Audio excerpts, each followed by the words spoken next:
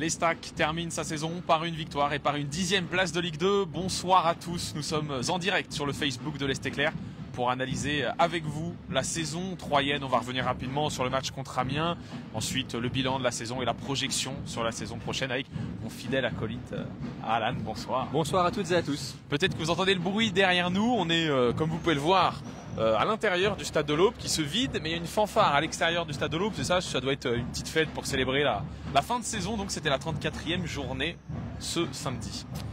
Ouais, et effectivement une fin festive. Alors, on l'a dit, la musique dehors, mais même des célébrations là à la fin du match, des joueurs qui étaient avec leurs enfants, leurs proches sur la pelouse et qui ont célébré donc cette 10e place devant le COP. Alors dit comme ça, on pourrait se dire célébrer une 10e place, c'est un peu étonnant, mais ça veut surtout en dire beaucoup en fait de là d'où revient cette équipe, c'est-à-dire d'une dernière place en début de saison. On l'a dit, redit maintes et maintes fois. Cette équipe revient de loin et la voir aujourd'hui, alors pas dans la première partie de tableau parce qu'il y a 18 équipes en Ligue 2, donc ça a arrêté d'être 9e, mais là 10e, donc dans le top 10.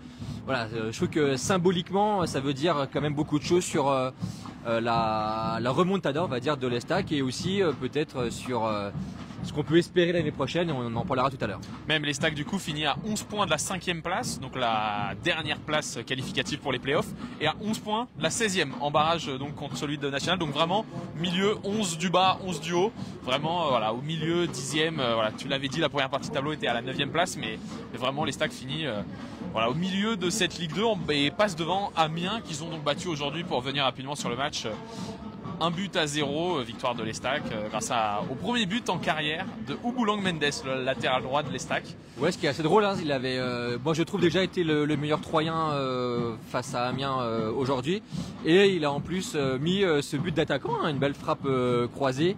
Il a été chambré apparemment pas mal déjà sur la pelouse juste après le but par certains de ses coéquipiers, et encore dans le vestiaire a priori en rentrant au vestiaire après la rencontre. On l'a vu hein, en zone mixte, il a raconté ce but, donc son premier en carrière, même en match amical il n'avait jamais marqué, nous a-t-il confié.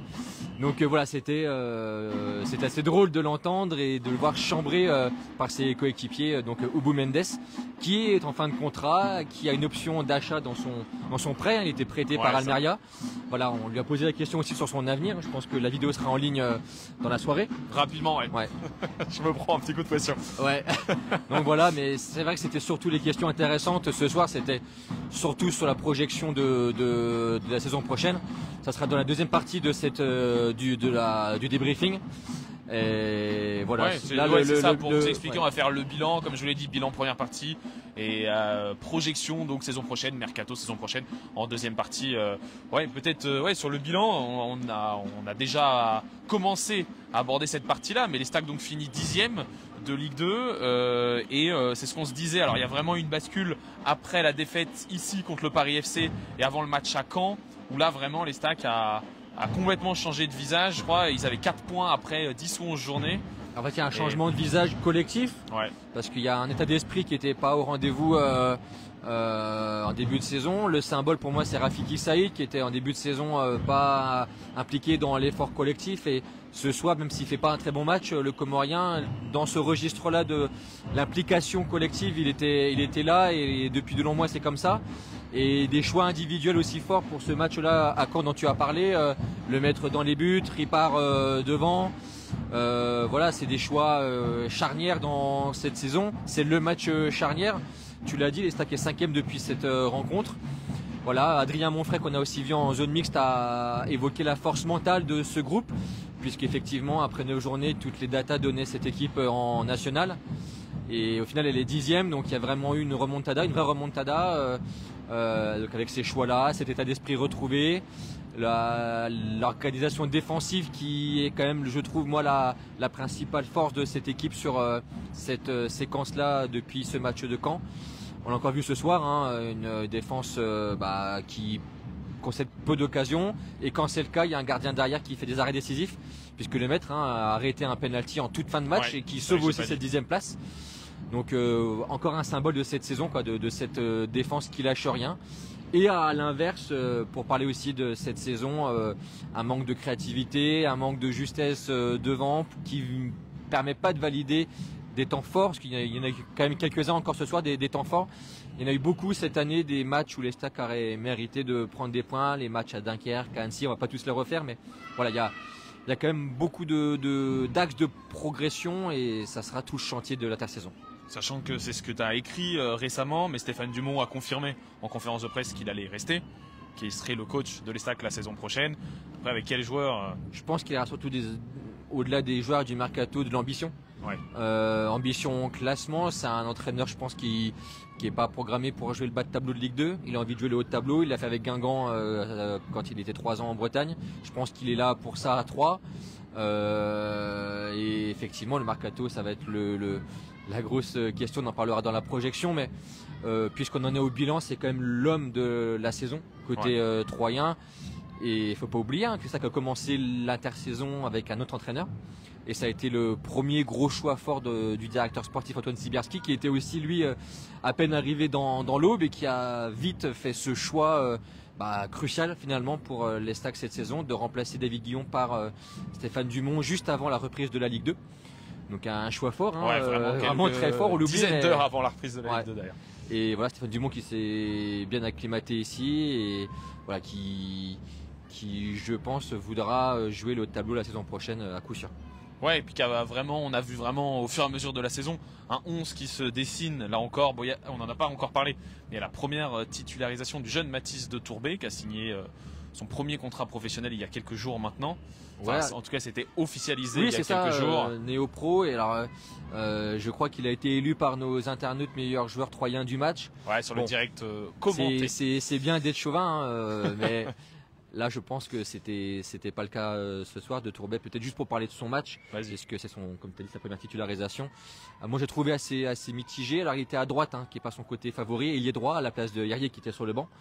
Et après, il est passé à gauche. Ils ont permuté avec Rafiki Saïd. Mais quand même beaucoup de temps à droite et pas mal de prises d'initiative, des provocations balles au pied. Voilà, on voit qu'il a des choses dans les pieds, mais parfois le dribble de trop. Ou moi, j'ai trouvé surtout qu'il n'avait pas été qui s'est pas forcé dans son repli défensif. On sait que c'est son gros point d'amélioration et c'est ce qu'on lui demande dans le staff de 3, c'est d'être vraiment impliqué là-dedans. Et j'ai un souvenir d'une action où il rate son centre complètement. Il y a un contre d'Amiens et il revient au petit trou alors qu'on voit Adrien Monfray qui était dans la surface d'Amiens et qui revient faire un sprint de 60 mètres pour finalement couper l'action d'Amiens. Voilà, c'est, je pense, son gros axe de progression, mais voilà, c'est sa première titularisation et on va pas lui en vouloir ce soir, mais c'était pas le meilleur Troyen, je pense, de ce match, voilà. Mais au-delà de cette petite nouveauté dans le 11 de ce match-là, sans enjeu pour les Stacks, qui on rappelle étaient déjà maintenus, c'est vrai que Stéphane Dumont, au fur et à mesure de la saison, a trouvé ses hommes. Junior Diaz, d'ailleurs, pour la petite stat, a joué les 39 matchs de l'Estac cette saison, titulaire 39 fois. Je sais même pas s'il est sorti. Une fois, l'Estac a joué 39 matchs, donc 34 en Ligue 2, 5 en Coupe de France. Et Junior Diaz est le plus utilisé, voilà, 39 sur 39. Et je crois que Saïd et Irrié sont dans les Ce qui permet de lancer un petit vote là, peut-être sur le direct. Dites-nous peut-être quel joueur, quel Troyen est selon vous le meilleur de la saison. Si vous deviez élire le Troyen de la saison.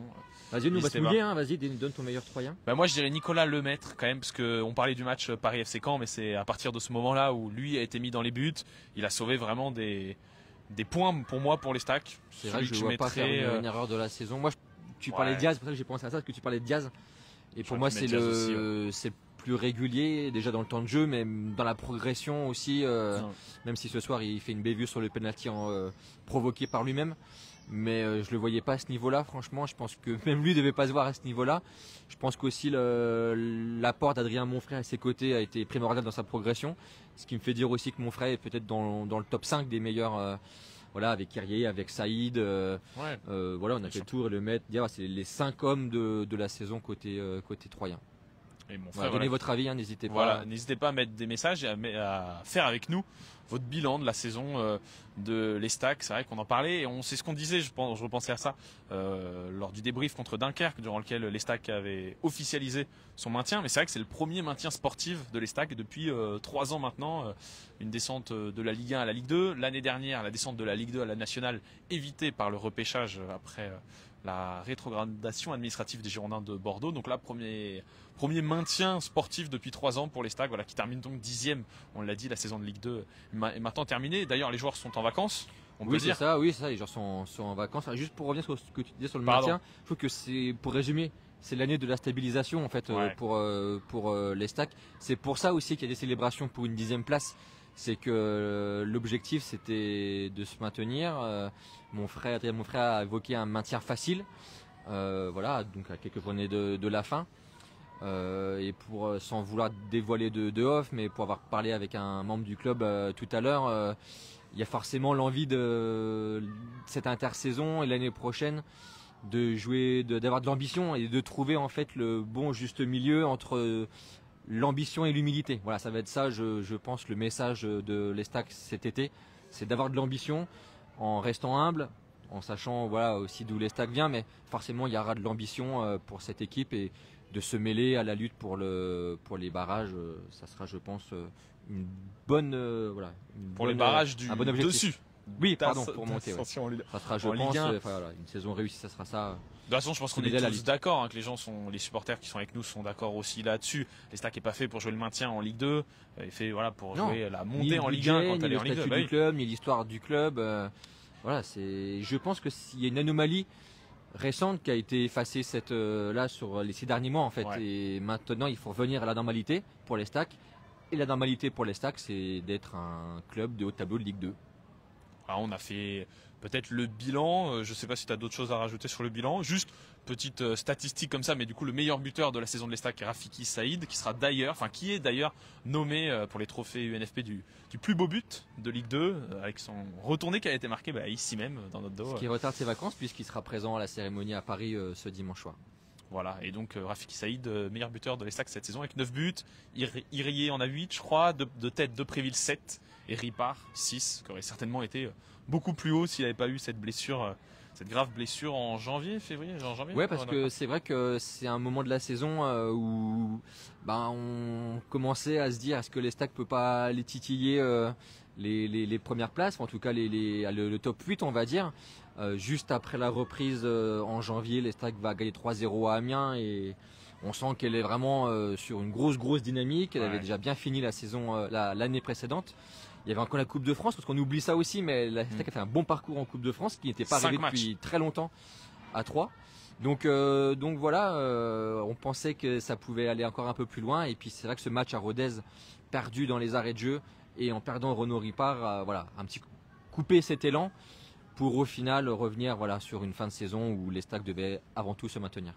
On a quelques messages. Alan qui nous salue et Fabien qui nous dit quelle ambition pour la saison prochaine. On l'a un petit peu dit. Est-ce qu'on embraye peut-être tout de suite sur la... Parce que je pense qu'on a tous envie de parler de la projection pour l'année prochaine. Vas-y, on peut lancer cette deuxième partie. Alors voilà, pour vous qui êtes en direct, vous allez voir aucun changement, on va rester sur ce direct. Juste, je vais refaire une petite introduction parce que sur le site internet de l'Est Éclair, ce sera découpé en deux parties.